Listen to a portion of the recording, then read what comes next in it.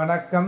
எல்லாம் வல்ல மூகாம்பிகையினுடைய அருளோடு தனுர் ராசியில் பிறந்தவர்கள் ஆடி மாதத்தில் தனுர் ராசியில் பிறந்தவர்களுக்கு எப்படி இருக்கும்?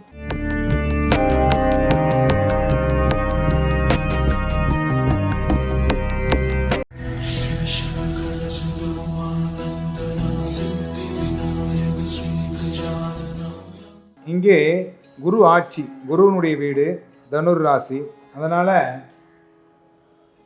அதுவும் குருவனுடைய வீடு. இரண்டு இடமும் குரு இருக்கிறதுனால 8ஆம் அதிபதியாக சூரியன் போனாலும் ஒரு சில சங்கடங்களோடு பிறப்பார்கள். அதில் எந்த மாறுதலும் இல்லை. ஆடி மாதத்தில் தனுர் ராசியில் பிறந்தவர்கள் பயங்கர கோபக்காரங்களாக இருப்பாங்க, தேவையில்லாத கோபக்காரங்களாக இருப்பாங்க. ஒரு சில சங்கடங்களோடு தான் பிறப்பாங்க.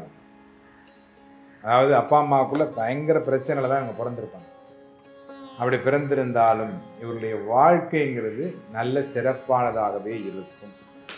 அதில் ஒன்றும் குறைவு இல்லை. என்ன அப்படின்னா, இவர்களுக்கு வணங்கக்கூடிய தெய்வங்கள் ஒரு 2-3 தெய்வத்தை இவங்க வணங்கிக்கிட்டே வந்தாங்கன்னா தான் நல்லா இருக்கும். அது இவங்க வணங்குறதை விட இவங்க அம்மா இவங்களுக்கு கைட்லைனாக இருக்கணும். இவங்க அம்மா இவங்களுக்கு ஒரு சில விஷயங்களை சொல்லி கொடுத்து இவங்க அம்மா இவங்களை வழிநடத்தினால் கண்டிப்பாக இவங்க வாழ்க்கையில் வெற்றி அடையலாம்.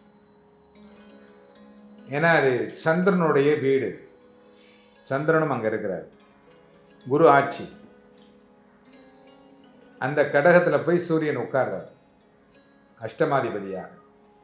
அப்படி உட்கார்ற பொழுது இவர்கள் வளர்ச்சி அப்படிங்கிறது கொஞ்சம் கம்மியாக இருக்கும். அதாவது எல்லாம் நல்லா செய்வாங்க, அவங்களுடைய குழந்தை வளர்ச்சி அப்படிங்கிறது கொஞ்சம் லேட் பிக்கப்பாக இருக்கும். அவ்வளோதானே தவிர மற்றபடி எந்த விதமான தவறுகளும் இருப்பதற்கு வாய்ப்புகள் இல்லை. இவருடைய வாழ்க்கையில் நிறைய நன்மைகள் செய்யக்கூடியவர்களாக இருப்பார்கள். சகோதர சகோதரிகள் மீது பாசம் அதிகமாக வச்சிருப்பாங்க. இந்த சகோதர சகோதரிகளுக்காக தன்னுடைய வாழ்க்கையையே தியாகம் செய்யக்கூடியவர்களாக இருப்பார்கள். கல்யாணம் செஞ்சுக்காம கூட சில பேர் இருக்கும். எனக்கு கல்யாணம் வேண்டாம், என்னுடைய சகோதரி நல்லா இருக்கணும், என்னுடைய சகோதரன் நல்லா இருக்கணும், எங்க அப்பா அம்மாவை பார்த்துக்கணும், அந்த அளவுக்கு பாசத்தை அதிகமாக வைத்தவர்களாக வாழக்கூடியவர்களாக இருப்பார்கள். இதுல இந்த செவிலியர் அப்படிங்கிறவங்க நிறைய இருப்பாங்க. அந்த தனுர் ராசியில ஆடி மாதத்தில் பிறந்தவர்கள் இவங்க செவிலியர் அதிகமாக இருக்கக்கூடிய வாய்ப்புகள் உண்டு. ஏன்னா இவங்களுக்கு தான் இந்த பாசம் அப்படிங்கிறது அதிகமாக இருக்கிறதுனால இவங்க அதுமாரி பெண் டாக்டர்கள் அதிகமாக இருப்பாங்க. இதில் இந்த செவிலியர் தான் ரொம்ப பார்க்கணும், நிறைய இருப்பாங்க. அதாவது குழந்தை பார்த்து கொள்ளுவதில் இவர்களை விட ஒரு சிறந்தவர்கள் இருக்கவே முடியாது. இவங்களுக்கெல்லாம் இவங்க பெண்ணாக பிறந்திருந்தாங்கன்னு வச்சுங்களேன், அவங்க தான் அம்மா. அந்த மாதிரியான ஒரு குணநலங்களோடு அது மாதிரி அவங்களுக்கு பிறக்கிற குழந்தை ரொம்ப பாக்கியம் பண்ண ஒரு குழந்தையாயிருக்கும். அப்படி வளர்ப்பாங்க அவங்க. அதாவது பாசம்ங்கிறது அது சொல்வதற்கு அளவு இல்லாமல் இருக்கும். அப்படி வளர்க்கக்கூடியவர்களாக இருப்பார்கள்.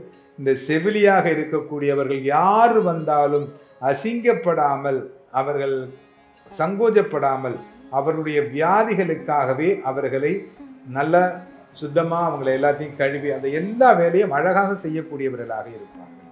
எல்லோர் மீதும் அன்பு செலுத்தக்கூடியவர்களாக இருப்பார்கள். அப்படிப்பட்டவர்கள் எந்த இறைவனை வழிபாடு செய்தால் நன்றாக இருக்கும்? இவங்க குரு திருச்செந்தூர் முருகன்.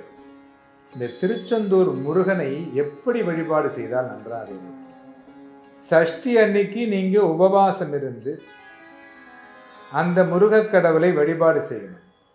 12 மாதங்களும் சஷ்டிக்கு உபவாசம் இருக்கணும். உபவாசம் இருந்து பேசாம உண்ணாம நோன்பு இருந்து கந்த சஷ்டி 6 நாளும் அங்க போய் இருந்து உபவாசம் இருந்து அந்த 6 நாட்களை அங்கே கழித்தீர்களே ஆனால் வெற்றிங்கிறது உங்களுக்கு தான். மற்றவங்களாம் வெற்றி கிடையாது, உங்களுக்கு தான் வெற்றின்றது கிடைக்கும். கையில எப்போதும் ஒரு வேல் வச்சுக்கோங்க.